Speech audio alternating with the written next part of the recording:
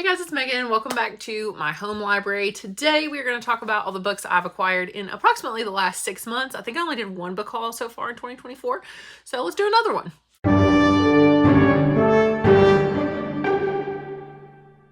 The good news is I've not bought a ton of books, so there's that. Drink of the video is just water.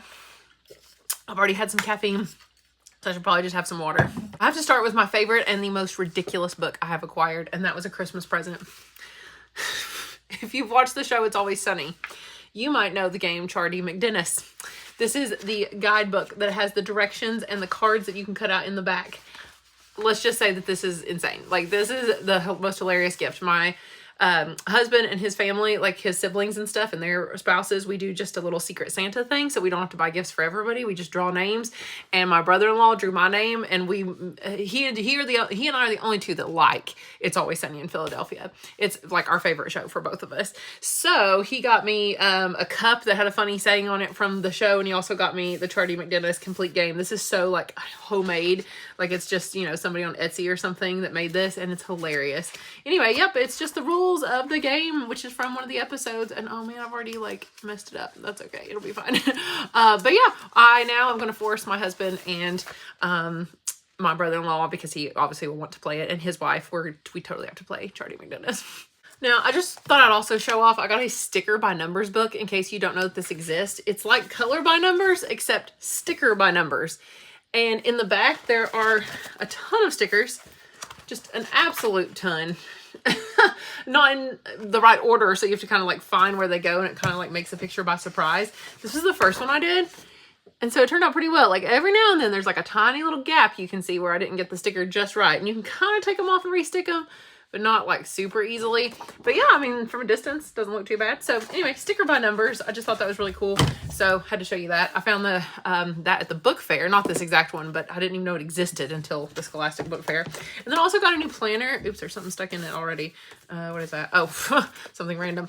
I got a new planner for the year. My mother-in-law got me this for Christmas, and I just thought it was so beautiful. She knows this is my favorite color of green, and it's just really, really pretty inside. Let's see.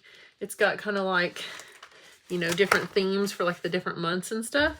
So yeah, just a little, mostly you might use this, I think, for YouTube. Usually I use it for YouTube and maybe other random stuff as well.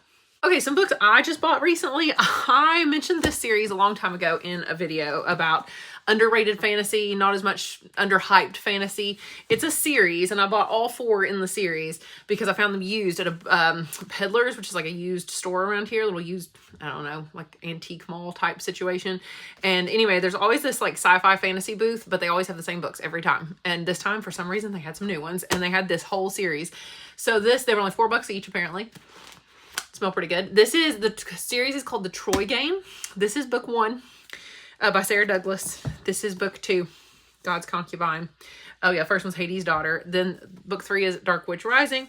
And book 4 they only had in hardcover, so that's what I got. I think I paid a little bit more for this one, $6.99 for Druid Sword. I read all of these back in the day. My best friend and I actually read these when we were in college, and we really, really enjoyed them. I think the author's from Australia, I want to say, but they're really, really good. And I want to do a reread because it's been 15 years or more. Probably more than 15 years, 16, 17, something like that, since I read these books.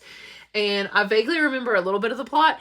And I don't think it's a spoiler to tell you this because it's pretty much like literally what the entire series is about, is that all the main characters from this book get reincarnated in the other books. So this one's set in like ancient Greece or something, I'm pretty sure. Yeah, ancient Greece. And then they come back as different people. And some of them like remember who they are, and like some don't. And they're still like, you know, there's still like a bad guy or a bad woman or what, you know, I think there's a bad guy and a bad girl, but she's like sort of morally gray. And then there's like 2 other main like boy and girl characters. And then this one's in thousands of years past. I mean, it's definitely more modern. I think it already gets way more modern. Is it William the Conqueror? Yeah, 1050, England and Normandy. Then it's like the main character is like William the Conqueror. Then it goes to even more modern. I can't remember. World War something? No, wait, that actually might be the next one. Oh, Charles II. the English War, Civil War. Okay, so like Charles II apparently is the main character in this one. And then Druid's Sword, I think, is in the 1900s. It's either World War I or World War II, and I cannot remember which one. 1940, Hitler. Okay, so World War II. So all the characters are reincarnated each time, and their dynamic is so fun. And I just remembered that the first one wasn't as good because you don't get to see that like crazy dynamic with them, you know, for thousands of years that these people have known each other and keep coming back as different people, but they're still generally the same people.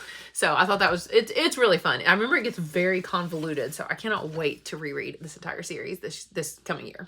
Okay, some other random books I acquired.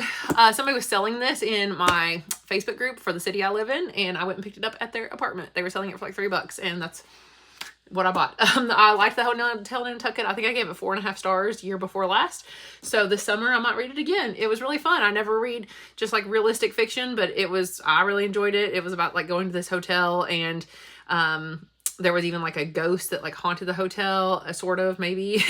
And I mean, obviously it's supposed to be like fun and lighthearted, but I liked that little addition in there. And then, yeah, it was like kind of all about just about her trying to like fix up this hotel to be more successful and to get this like golden key. Was it called a golden key or something? Like she was trying to win this award basically. And it's like, will she win the award for the hotel, you know, or whatever.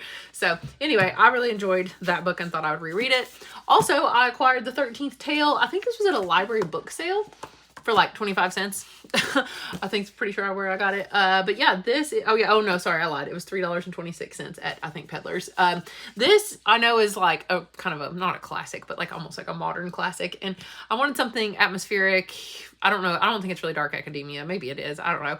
But something to read this fall that is better than If We Were Villains, because I didn't like that. And I hated Academy for Liars. I don't know if it's anything like those. I don't think it's like supernatural at all. But anyway, I thought I'd give it a try. I think it's a book about books, which I always like those.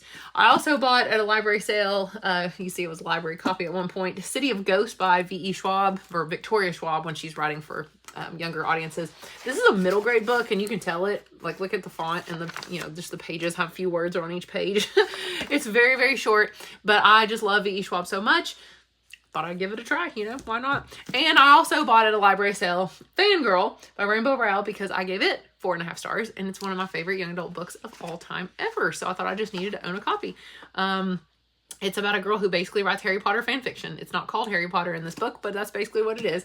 And it's her first year going to college. And I really like it because most young adult books are about people in high school, but this is about a girl going to college for the first time. And I loved it. Okay, we have 6 more books. Now, those are books that I think I will either like or I've already read and do like. So here are some that I don't think I'll like. Why'd I buy them? Well, because they were cheap. So we have a store around here called Ollie's. I don't know if it's like everywhere, but they have really cheap books sometimes. And they had Family of Liars for $2.99, brand new, $2.99. And I read We Were Liars way back in the day. I mean, I still lived in my parents' house. So it was a very long time ago. And I really liked We Were Liars. I felt like it had a great twist. It was like one of the best twists of a young adult book I think I've ever read. And so this is the prequel to that series. I'd have to refresh myself on what happened in the other series. I don't even know if it follows the same characters. 27 years. Oh, another generation. Oh, it's a different generation of people. It's just the same family. So I probably don't really need to remember anything from the first book. But for $2.99, you know what? I thought I'll give it a shot. Also for $2.99 for this hardcover, These Violent Delights for $2.99. Honestly, I thought even if I didn't like it, I could either sell it for probably more than $2.99 or donate it to my school library. Because $2.99, I mean, for a hardcover, I cannot resist. This book is supposed to be $20. It's a retelling of Romeo and Juliet, I'm pretty sure. Yeah.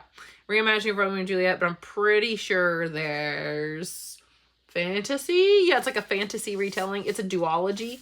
I think Our Violent Ends is the second one in the series. I don't think I'll like it. I do like Romeo and Juliet, though, and I like Shakespeare, so I don't know. I've never read anything by this author, but so we'll give it a try. Also for $2.99, don't know why I even bought it, but I bought The Legacies by Jessica Goodman. I read tried to read another book last year by Jessica Goodman called The Counselors. It was terrible. I DNF'd it, and then I read the end of the plot, and I was like, oh, this is stupid. They put a black dot on the top. I guess that means it's like you can't resell it kind of thing. I don't know. Anyway, so the reason why I picked it, though, is because it was about, like, a bunch of rich kids or something. Yeah, it's set in like New York City. I don't know. It was giving me like Gossip Girl vibes, but with like more mystery and stuff. I mean, it's definitely a mystery. And maybe murder, it looks like. So I don't know. $2.99. I just thought I would try it. Worst case, I donate it to the school library. And finally, also for $2.99, I just gotta get these stickers off of it, is I Feed Her to the Beast and the Beast is Me. And this is a horror novel that is also young adult, and I could not believe it's $2.99 for this very nice $20 hardcover. So I bought it too. Worst case, I sell it. But this one sounded so crazy. It's like not even anything I normally read because it's about ballerinas. It's like a ballerina in Paris, and she has to go through like the catacombs, and she descends into godhood and the mystifying underworld below. She's faced with the ultimate choice: continue to break herself for a world that doesn't love her back, or succumb to the darkness that wants her exactly as she is, monstrous heart and all. That is, if the god killer doesn't catch her first. What? She finds a primordial presence now in her veins because she's, I don't know, she's like made a deal so that she can be a better ballerina. I don't know. It sounds crazy. So I just thought, you know what? It just sounds weird and I like weird stuff, so I'm going to try it. That brings us to the final 2 books I have acquired, and they are both recent acquisitions. I was like, what's the word acquire but as a noun? Recent acquisitions, and that is, I'm not going to talk about it anymore. It's in like every, video I talk about. But Elon Musk biography, I finally own my own copy since it was my only 5-star book of the year that wasn't a reread. And I did not know it was that big until my mother-in-law bought it for me. But I asked for it for Christmas and I got it so that I can have my own physical copy of my 5-star book from this year. And our final book is what I think will be another 5-star, but I'm not finished with it yet, so I don't want to call it too early. Perdido Street Station. Possibly one of the weirdest books I've ever read. I would really not recommend this to most people. Like, probably don't read this book. But it is so super weird. I will be having lots of videos about this coming soon. I'll definitely do a rapid review. Right now I'm about a third of the way finished. Almost a third. I think like 30%. Something like that. But it's like 700 pages. I'm on page 212.